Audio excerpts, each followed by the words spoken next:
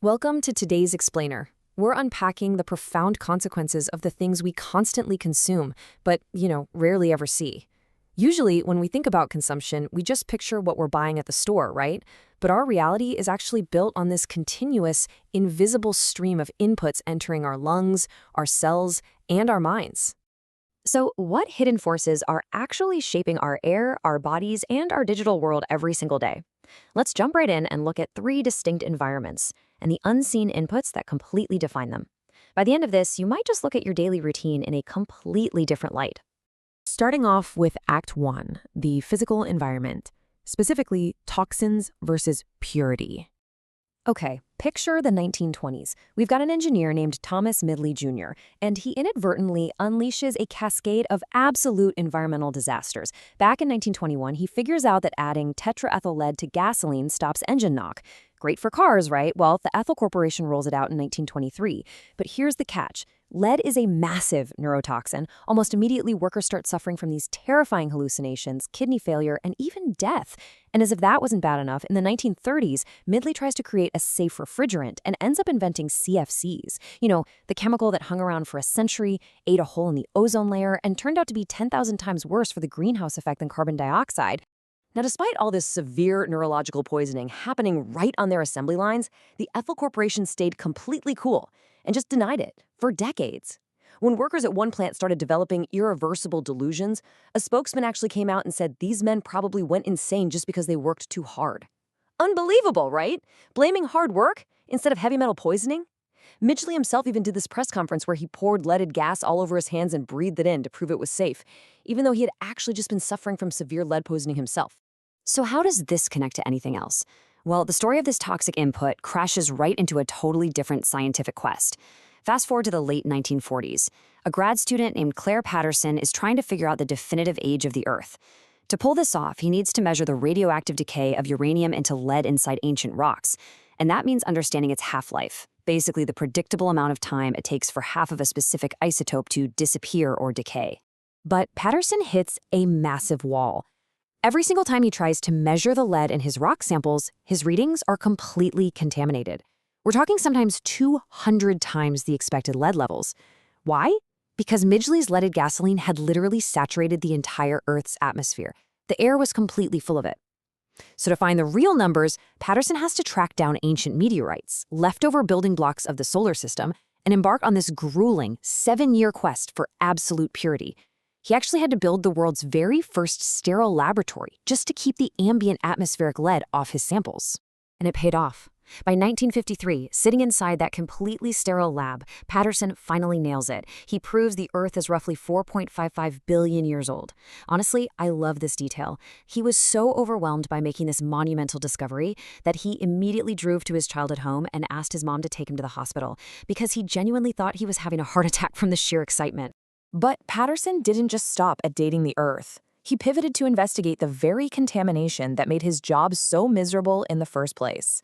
By drilling down and studying Greenland ice cores, he proved that before 1923, there was almost zero lead in the atmosphere. Zero.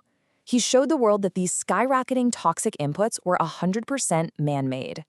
Now, of course, the lead industry pushed back hard. They pulled his funding, blacklisted him from panels, but his relentless campaigning eventually led to the U.S. banning leaded gas in 1986. The crazy part, though, because lead never really goes away, those of us alive today still walk around with about 625 times more lead in our blood than people did a century ago. All right, let's shift gears to Act 2, the biological environment, decay versus preservation. So just like those radioactive isotopes we talked about, our own bodies go through a natural physical decay. Once we hit middle age, our energy needs drop, our bones get a little softer, and we start losing about 1% of our muscle mass every single year. And after age 65, that muscle loss can double to 2% annually. But here's the good news. The inputs we choose can actively fight back against this. Just like the atmosphere needed saving from Midgley's toxic lead, our bodies desperately need high-quality biological inputs to preserve our health and independence as we get older. Which brings us to the food we eat. Experts have identified these 8 superfoods that basically act like a biological defense team for your body. You've got berries fighting off neurodegenerative decline, while dark green leafy veggies and seafood team up to protect your bones and fend off that muscle loss. Nuts and seeds deliver those amazing brain-protecting omega-3s. Cottage cheese gives you a direct hit of muscle-building whey protein. Beans and legumes knock down your cholesterol. Water is absolutely crucial here too, because our natural thirst mechanism actually stops working as well when we age. And finally, avocados step in to drastically lower the risk of cardiovascular disease. They're all working together. To put this into a really stark perspective, check out this 2021 study from the University of Michigan. They found that eating a single hot dog could quite literally cost you 36 minutes of healthy life. Just gone. But if you swap that out for a serving of nuts, you can actually gain an extra 26 minutes. It's wild to think about, but what you physically input into your body directly dictates your biological timeline. Okay, moving to our final section. Act 3, the digital environment, clarity versus confusion. In our modern world, invisible toxins aren't just in the air we breathe or the food we eat. They also exist as messy, poorly translated information that completely pollutes our digital environments. Think about it. When we're on social media, our safety relies entirely on the platform's rules. But a recent review by Internews looked at Facebook and YouTube's content moderation policies and found that for billions of non-English speakers, these rules are fundamentally broken. Reviewers looking at translations for Amharic, Bengali, Arabic, and Hindi found the policies were systematically poor or in desperate need of improvement. I mean, this is where it gets kind of crazy. The Amharic translation of Facebook's community standards was so badly jumbled that the native-speaking reviewers actually had to open up the English source text just to figure out what the rules were supposed to mean. When platform policies aren't clearly localized, the meaning just decays. It fills our digital spaces with total confusion, and it effectively strips non-English users of their agency.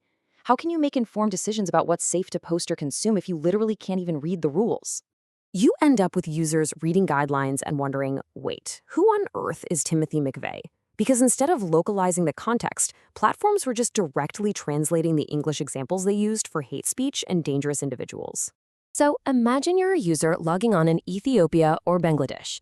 The platform is trying to explain the extremely nuanced concept of hate speech to you using Timothy McVeigh, a 1995 American domestic terrorist, as their prime example. It is a total cultural mismatch. A global audience has absolutely no idea who this guy is or what he represents, which makes the rule completely meaningless to them. But thankfully, there is a positive way forward here. To really clean up this digital environment, tech companies can't just run their rules through a machine translator and call it a day. They have to collaborate directly with local communities, like the folks working with the Localization Lab. They need to sit down with end users to create relevant terminology for concepts that might not even have a direct translation in their language yet. Basically, just like Claire Patterson fought for a clean physical environment, we have to advocate for clear, culturally competent digital environments. So whether it's the invisible air we breathe and the crazy legacy of lead still floating around in it, the cellular fuel we choose to fight off our own biological decay, or the digital rules we blindly absorb online, our reality is entirely shaped by what we take in. I hope this explainer leaves you looking at your daily routine a bit differently, and maybe makes you wonder, what other invisible inputs are secretly shaping your reality today? Thanks for hanging out with me, and stay curious.